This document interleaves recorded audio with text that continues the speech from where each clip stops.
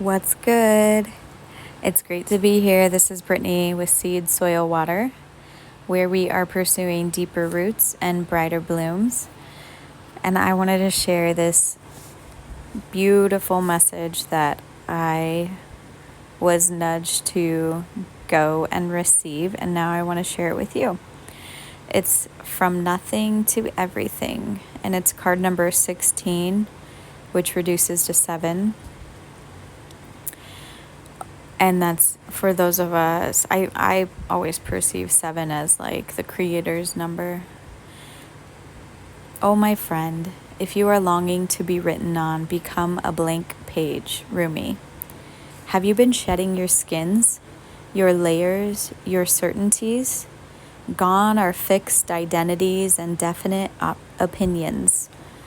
Keep casting those shackles aside, even if you fear you are releasing too much, and then perhaps you shall cease to exist. You shall only cease to exist as you have known yourself to be thus far. Another emanation of you awaits, blazing angel, something more beautiful and true. Yet here you are at the pruning stage, like a gardener for the soul. Shall the garden spring back to life? Or will the enthusiastic denuding process be rather too much and unintentionally kill off the garden altogether? Fear not. Your soul is made of hardy stuff. It can handle a lot of coaling and will shine even brighter for it. Wow, this is such a timely and relevant message. And I trust that it will be for those who are receiving it too, because I'm still, as I'm sure we all are, as we walk home and we walk each other home, I think we all encounter cultural energy pendulums, really is what they are, but you know, people groups, thought systems, ideologies.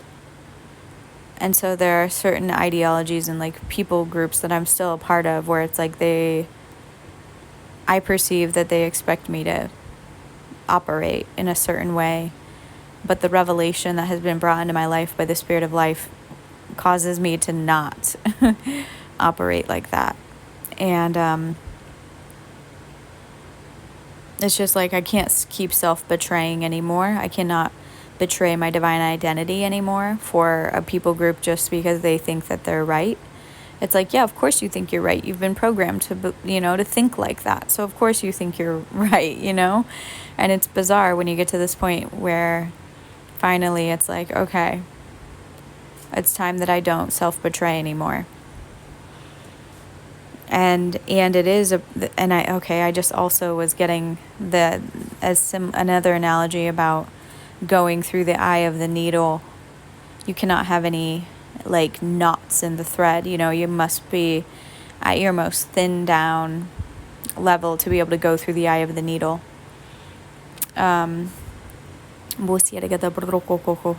so here we are talking about the pruning stage, like a gardener for the soul.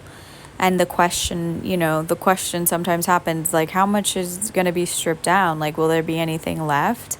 Is everything going to die altogether? Or will there be anything left? And for those who have been through at least one, if not more than one dark nights of the soul, you know how it is to feel like you are dead, It's like I'm dead here, but I'm like my body is still doing things. Like I'm still alive, but like when you've gone through that, like the loss of something so precious or something that mattered so much, it's like, yeah, I did die already. I'm just walking around still. And then I feel like that's when the awakening and the new birth is able to actually really happen. Let's continue reading. Remember that your soul is made of hardy stuff. It can handle a lot of coaling and will shine even brighter for it. This is kind of funny. This is my mom and my humor that's may or may not be received well by whoever, but we thought it was funny, so I'm not asking for your judgment. I'm just sharing in case you think it's funny too. But there was a time during the madness where I was like, I don't know if I'm gonna make it. And my mom was like, you're going to make it. She was like, unfortunately, we all make it. And then we laughed because we understand each other's humor. Okay, reading more. There's a greater story to be impressed upon your essence than the one that you are currently dreaming up. Though you are brilliant, no doubt about it, my angel of love, there is one who is even more so, even more brilliant. The imagination of this great writer is beyond our comprehension. The stories that pour forth from the cosmic poet in every moment are so rich, they inspire the creation of art and music. One such story is especially created for you. Yes, you. With a starring role and all the best supporting cast. You shall gasp in wonder, awe, glee, and delight when you hear it. It is a great romance, a great adventure, with an ending truly spectacular and divine. Would you wish to hear it? Become attentive now. Put your own tales aside, as dramatic as they may seem right now, and prepare to be entranced by the greater storyteller, the living poet of love, as you are entranced in a tale of your unfolding divine destiny. Wow. And that is like such a cue to go get your journey journal. It's the divine memoir journal that I created, and it's separated into sections so that you can keep track of your notes and refer back to them regularly and remember what the downloads are that are coming into your path, via revelation, dreams, messages like this, visions, etc. So it's on Amazon. It's called Journey Journal. There should be a link below. I'm going to keep reading here. There are moments of the path of love that seem to focus on letting go of identities, of knowledge and certainty, of opinion, and even attempts at control. We may feel as though we are being stripped back to our core, and even then, perhaps further still, we may wonder if we can bear it. What shall, if at all, remain intact through these rigors? We may feel challenged every time we attempt to become something great, as though we are blocked by circumstances beyond our control. Again and again, it is as though a greater hand smacks our wrist the moment we try to take hold of something firmly, someone, anything that brings us certainty or inner stability. Such are the rigors at an advanced stage on the path. We meet this challenge when our soul is ready for it. Why must it be this? Why must it be like this? This is a sage question indeed. By the way, this is totally reminding me of that message I just got, which was talking about how your success is camouflaged in the failure. So listen to that message next. So this sage question, when we are asked to dispense with our story, the interpretations we have given to our life experiences over the years, we may not hear the request at first. We may vaguely note it, but not recognize the great divine source asking this of us. And so we do not give such an inclination due accord. We may persist with spinning our own tales instead. Oh, our mind may fancy itself to be a great wrangler of the word, impressed with its own judgments and declarations, yet in light of comparison with the divine tale for our soul, all of our fancy shall pass away, revealed as so very frail, like clouds dissipating in the sky.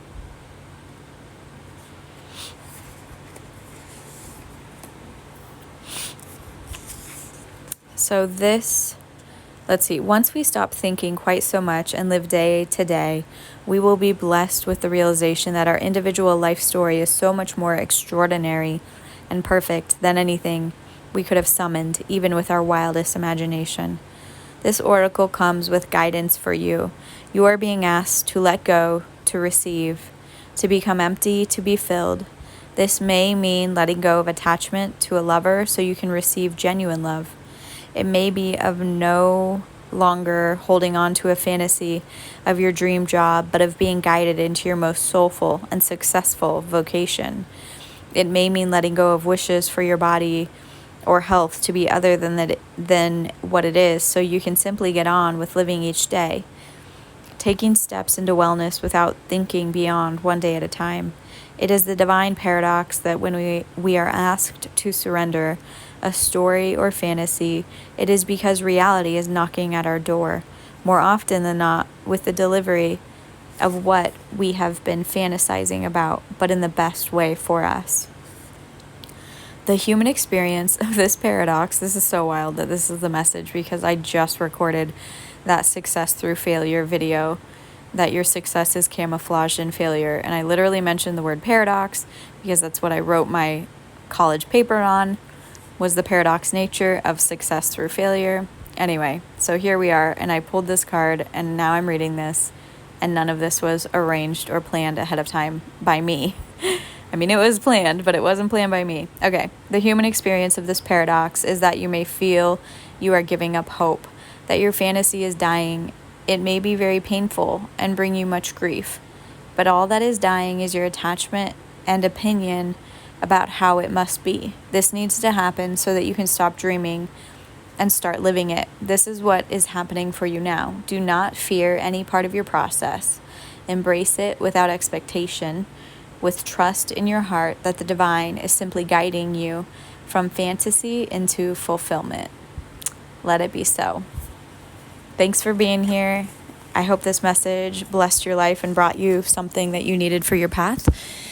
Make sure to subscribe and check out Tuesday and Thursday morning readings at 10 a.m. Pacific and Friday evening Flower and Fire podcast style videos, with some random surprise videos in between. But check back every Tuesday and Thursday and Fridays, and be blessed, be well, be free.